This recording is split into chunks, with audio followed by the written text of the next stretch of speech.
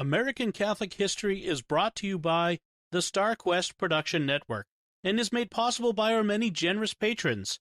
If you'd like to support the podcast, please visit sqpn.com/give.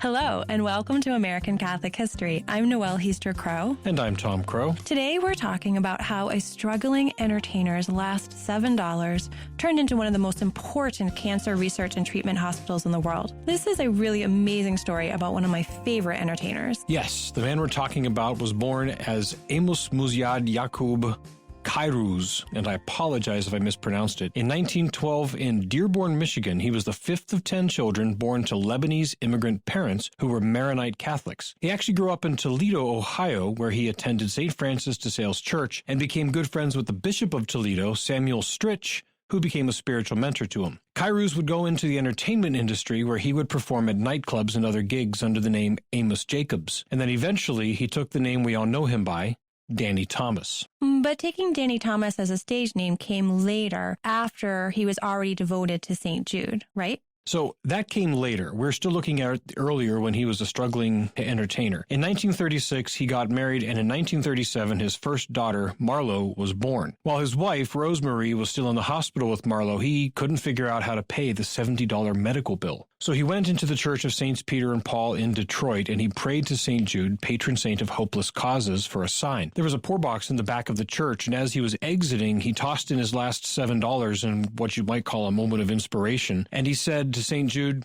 "I need that back 10 times tomorrow." The very next day, he received a call offering him a gig to do a commercial as a singing toothbrush. The gig paid $75, so St. Jude came through the first time. Thank God for answered prayers.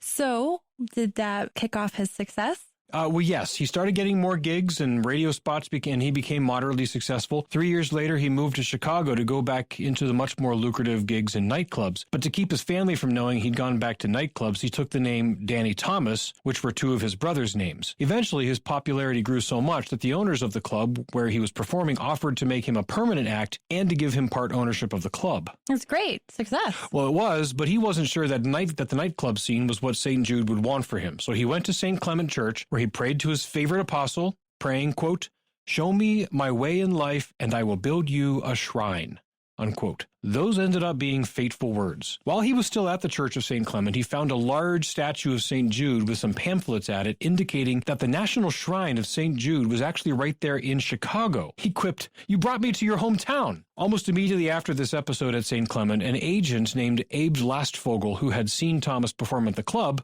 contacted him to offer to help his career. And that is how Danny Thomas made it to Hollywood. Once getting to Hollywood, he starred in a few movies between 1947 and 1951, and then he hit it big with Make Room for Daddy, which ran for 11 seasons beginning in 1953, and it became one of the most successful TV series ever. And while it was a tremendous success, everyone on the set regarded Thomas as a very fair and very caring boss. I loved reading about Angela Cartwright, who played Thomas's stepdaughter in the show, and she once related how she asked to be let out of the final portion of her contract when she was cast as Brigitte von Trapp. She was actually the first von Trapp child to be cast for The Sound of Music, and Thomas didn't have to let her out of her contract, but he was happy to let her do that and further her career. Yeah, he was a very good man in Hollywood. And Make Room for Daddy wasn't all he did. He also worked as a producer on many shows, including The Andy Griffith Show and The Dick Van Dyke Show, where he actually discovered Mary Tyler Moore, recommending her to show creator Carl Reiner. But with all the success, Danny never forgot his promise to St. Jude. No, he did not. It was actually in the early 1950s, so just as Make Room for Daddy was getting started, that Thomas began discussing with friends what form his vow to St. Jude might take. One confidant was his old spiritual mentor, Samuel Stritch, the former Bishop of Toledo, who had been appointed Archbishop of Chicago in 1939 and made a cardinal in 1946. The idea of a hospital for children in the South began to emerge from these discussions. The idea for that grew out of a few realities that had affected Thomas deeply personally. First was his own childhood experience. He was one of 10 children in a community of very large families, but no one ever went to hospitals. People, especially children, died from treatable diseases. Second, at some point in the late 1940s, he read an article in the newspaper about a black boy in the Deep South who was hit by a car driven by a white man. 3 different hospitals hospitals refused to treat the boy because he was black, and the boy bled to death. Thomas had clipped this article out and kept it with him. Cardinal Stritch, who was originally from Tennessee, told Thomas that if he were to build the hospital in Memphis, he had connections that could help make it happen. So Danny Thomas went off to Memphis, but even Cardinal Stritch's connections couldn't build a hospital overnight. No, there were still barriers, and one was, of course, money. Danny began raising the money in early 1950s, and Memphis business leaders began helping with local fundraising in 1955. To get more national support, Danny and Rosemary traveled the country, once even visiting 28 cities in 32 days. Wow. He also knew that once the hospital was built, it needed funding to run the daily operations. So he turned to fellow Americans of Arabic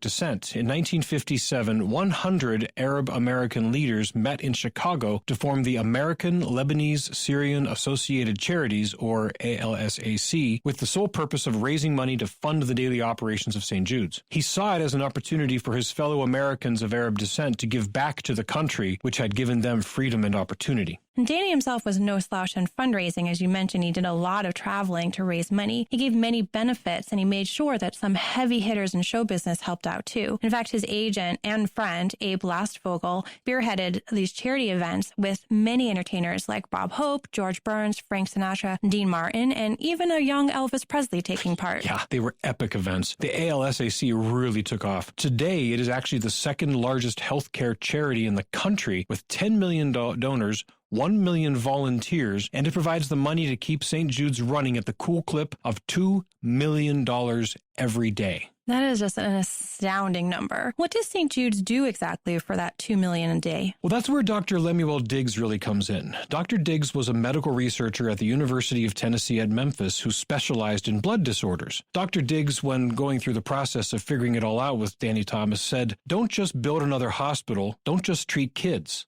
Let's try to figure out what makes them sick. Let's make this a place of research and treatment devoted to the study of childhood catastrophic diseases." And the diseases they were targeting were, in fact, catastrophic. At the time, childhood cancers overall had a survival rate of just 20%, while the most common one, acute lymphoblastic leukemia, or ALL, saw just 4% survive. This hospital was dedicated to caring for those afflicted and fighting like the Dickens to make sure those numbers changed. So St. Jude's opened in February 1962 with a unique vision and special rules. What were they? The 3 rules were simple. 1. Open to anyone regardless of race or religion. There was to be absolutely no segregation. This actually extended to area hotels and other businesses. If they wanted any business from St. Jude, they would have to accept all customers regardless of race. 2. No one is turned down due to inability to pay. No one is ever presented with a bill. Families would come and not have to worry about anything, especially not medical bills. In fact, Danny Thomas forbade the hospital even having a billing department for 10 years, eventually allowing that insurance companies might be billed, but absolutely no direct billing. And to this day, no patient is asked if they have insurance before they are admitted for treatment. And Rule 3 was all research is shared for free. So all the breakthroughs that they make are made available absolutely free to all other researchers around the world. The most important thing is to find a cure. And how successful has St. Jude's been? Oh, massively so. Those numbers I cited a moment ago, thanks to the research done at St. Jude's, overall childhood cancer survival rates have climbed from 20% all the way to 80%, while ALL, which was a death sentence at just 4% survival, now has a survival rate of 94%. In fact, in 1966, just 4 years after St. Jude's opened, St. Jude saw the first group of children afflicted with ALL come off of therapy because their remission could be sustained. No children had ever come off of therapy for ALL, and St. Jude did it in just 4 years. That's just amazing.